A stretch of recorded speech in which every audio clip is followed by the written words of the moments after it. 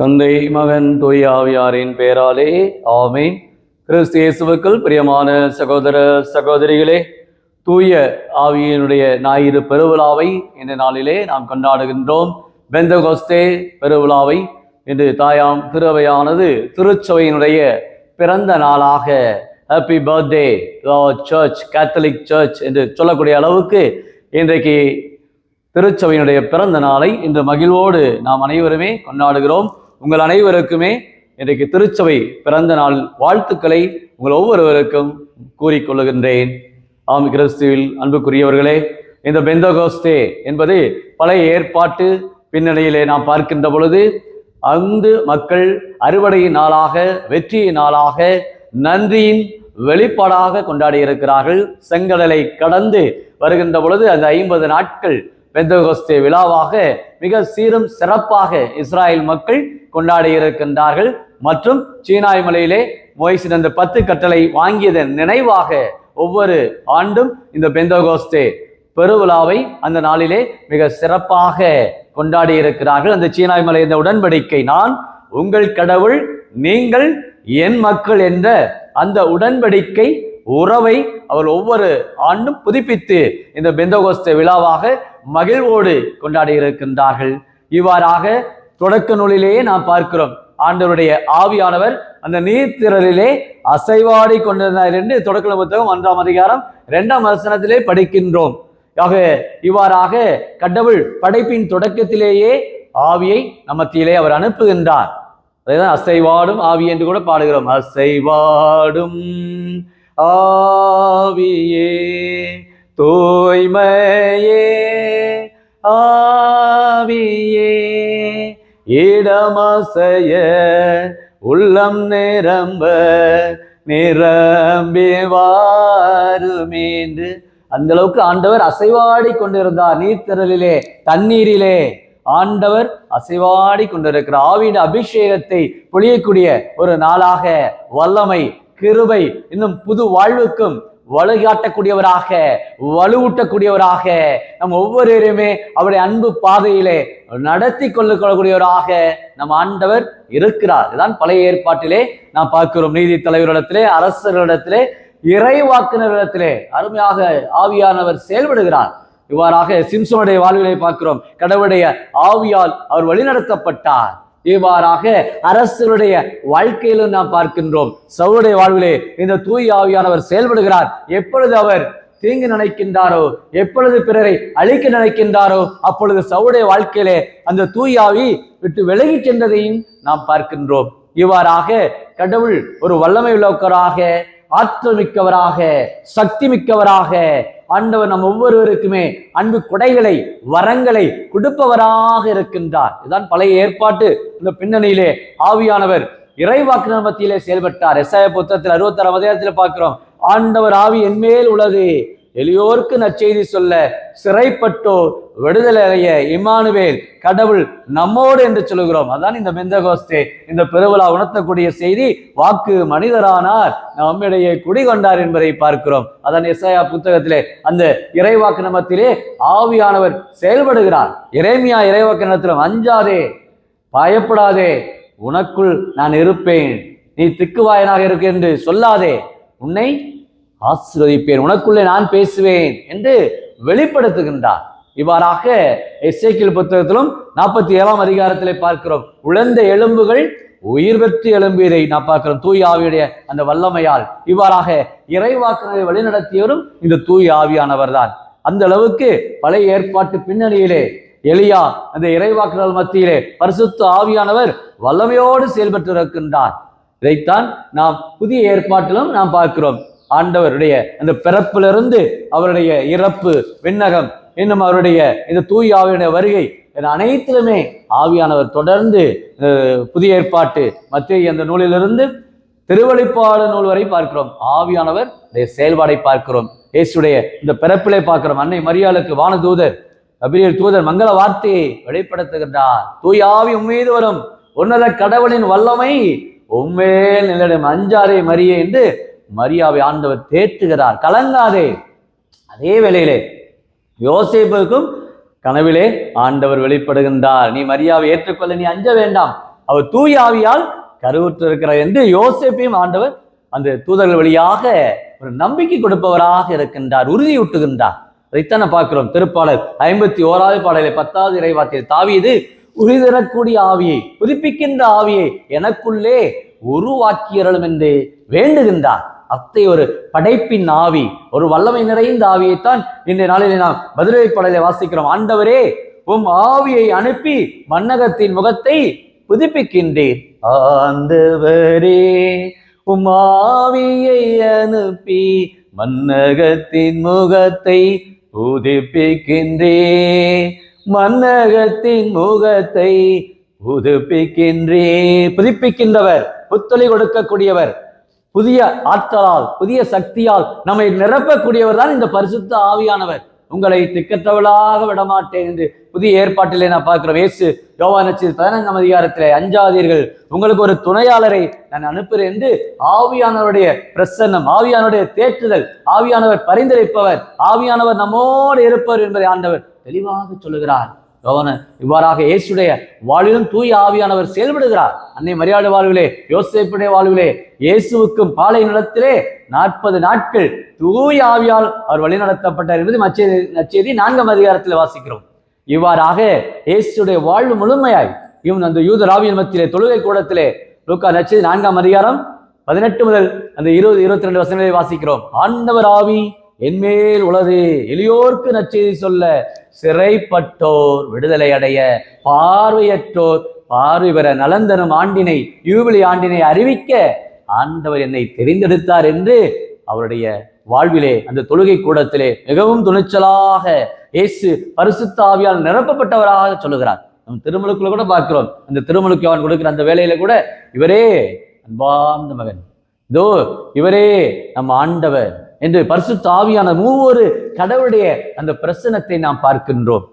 தாபோர் மலையிலும் நாம் பார்க்கிறோம். இயேசு தூய ஆவியால் நிரப்பப்பட்டவராக, இறை ஒளியால் அவர் புத்தொளி பெற்றவராக நிரப்பப்பட்டதையும் நாம் தாபோர் மலை அந்த அனுபவத்திலே பார்க்கின்றோம். இவ்வாறாக இயேசு வாழ்வு முழுமையாய் அவருடைய இறப்பு, அவருடைய உயிர்ப்பில கூட ஆண்டவருடைய ஆவியானவர் அவர் செயல்படுகின்றார்.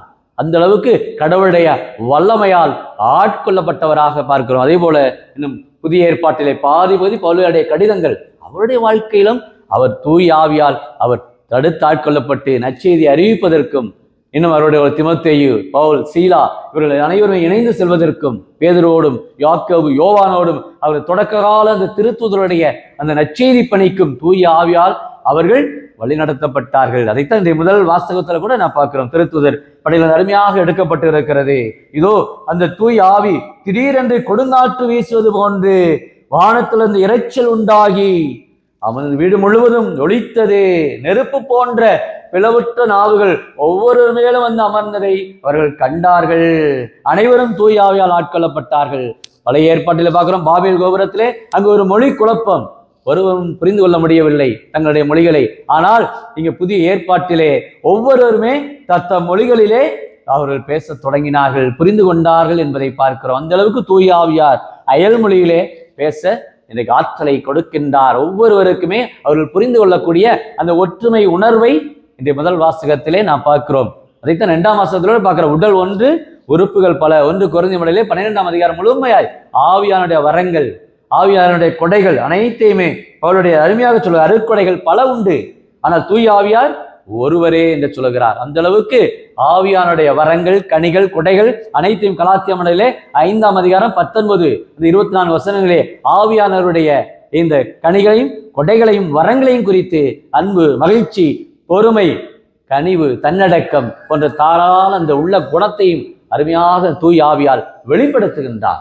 இவ்வாறாக பவுலுடைய வாழ்விலும் அவர்கள் சீலாவும் அந்த சிறை கம்பிகள் தகர்க்கடைய அளவுக்கு அவர்கள் பாடி துதித்தார்கள். காவலர் திகைத்து போனார்கள், ஆச்சரியப்பட்டார்கள். எப்படி இவர்கள் வெளியே வந்து போதித்துக் கொண்டிருக்கிறார்கள், சிறை கம்பிகள் தகர்க்கப்பட்டது. அந்த அளவுக்கு தூய ஆவியினுடைய வல்லமை. ஆற்றலாலும் அல்ல அல்ல, சக்தியாலும் அல்ல அல்ல, ஆண்டவரின் ஆவியாலே ஆகுமே ஆகுமே ஆண்டவரின் ஆவியாலே ஆகுமே. ஆம், இயேசுவில் பிரியமானவர்களே, பவுலுடைய வாழ்விலே மகத்தான ஒரு ஆற்றல், தூய ஆவியினுடைய வெளிப்பாடை தன் வாழ்நாளிலே பாடி துதித்து பெற்றிருக்கின்றார். இறை ஆற்றலால் நிரப்பப்பட்டிருக்கின்றார். இவ்வாறாக புதிய ஏற்பாட்டிலும் இன்னும் பழைய ஏற்பாட்டிலும் ஆவியானவருடைய செயல்பாட்டை நாம் காண்கின்றோம். இதை நச்சதோடு நாம் பார்க்கிறோம். மூடப்பட்ட கதவு மத்தியிலே இயேசு சில நடுவே உள்ளே வந்து வாரத்துடைய முதல் நாள் என்று பார்க்கிறோம். படைப்பின் அந்த முதல் நாளும் தூய ஆவியானவர் செயல்பட்டார் என்று தண்ணீர் மீது அசைவாடி கொண்டிருந்தார் பார்க்கிறோம். அதே போலதான் புதிய ஏற்பாட்டில் வாரத்துடைய முதல் நாள் இயேசு மூடப்பட்ட கதவு மத்தியிலே உள்ளே வருகிறார். உங்களுக்கு அமைதி உண்டாக என்று வாழ்த்துகிறார். ஆவியானவர் அமைதியை கொடுப்பவர், ஆவியானவர் அன்பை கொடுப்பவர், ஆவியானவர் புதிய ஆற்றலை கொடுப்பவர், ஆவியானவர் புறா வடிவிலே நெருப்பு போன்ற இந்த பல்வேறு விதமான வடிவத்திலே இன்றைக்கு தோன்றக்கூடியவர். இதை விவிலியத்திலே நான் பார்க்கிறோம். பல்வேறு அடையாளங்களை பார்க்கிறோம். நிக்கோதேமுக்கு ஆண்டவர் அந்த காற்று விரும்புகிற திசையில வீசுகிறது என்று காற்றை அந்த தூய ஆவியானவருக்கு ஒரு உருவமாக சொல்லுகின்றார். இவ்வாறாக இயேசுடைய இந்த வாழ்விலே தண்ணீர் ஒரு அடையாளமாக இருக்கிறது. புறா வடிவிலும் ஆண்டவர் அந்த ஆவியானவரை வெளிப்படுத்துகிறார். மூவொரு கடவுள், தந்தை, மகன், தூய ஆவியார். நாம் வரலாற்றிலே பார்க்கிறோம். தூய ஆவியாரை பற்றி ரொம்ப பேசவில்லை, அவர்கள் பற்றிய நிறைய உருவங்கள் இல்லை. ஆனால் விவிலியத்திலே இப்படிப்பட்ட சில அடையாளங்கள் தென்படுகிறது. தூய ஆவியானவர் நம்மோடு இருப்பவர், நம்மோடு கலந்திருப்பவர். தூய ஆவியால் நீங்கள் வாக்களிக்கப்பட்ட முத்திரையை பெற்றிருக்கிறீர்கள் என்று பவுலுடைய ரோமிய மடலில் குறிப்பிடுகின்றார். ரோமிய மடல் 8ஆம் அதிகாரத்திலும் சொல்லுவார், நீங்கள் தூய ஆவியால் நீங்கள் அனைவருமே ஒரே உடலாக திருவையில இருக்க வேண்டும் என்றும் பவுலுடையார் குறிப்பிடுவார். இவ்வாறாக தூய ஆவி வழியாக இந்த திருவெளிப்பாடு நூலிலும் தூய ஆவியால் புதிய விண்ணகத்தை 21ஆம் அதிகாரத்தில் திருவெளிப்பாடில் வாசிக்கிறோம். புதிய விண்ணகத்தை, ஏதோ புதிய மண்ணகத்தை உங்களுடைய உருவாக்குகிறேன் என்று அந்த பரிசுத்த ஆவியினுடைய அந்த அபிஷேகம் ஒவ்வொருவருக்கும் கொடுக்கப்படுகிறது. நச்சதிலே பார்க்கிறோம், சீடர்கள் ஆவியுடைய அபிஷேகத்தால் நிரப்பப்படுகிறார்கள். அவர்கள் மேல் தூய ஆவியை ஊதி, எவருடைய பாவங்களை மன்னிப்பீர்களோ அவை மன்னிக்கப்படும், எவருடைய பாவங்களை நீங்கள் மன்னியாது விடுவீர்களோ அவை மன்னிக்கப்படா என்று ஒரு வாக்கு தத்தத்தை ஆண்டவர் என்று நம் ஒவ்வொருவருக்குமே இந்த பெந்தகோஸ்தே நாளிலே ஒற்றுமையோடு வாழுங்கள், அன்போடு வாழுங்கள்.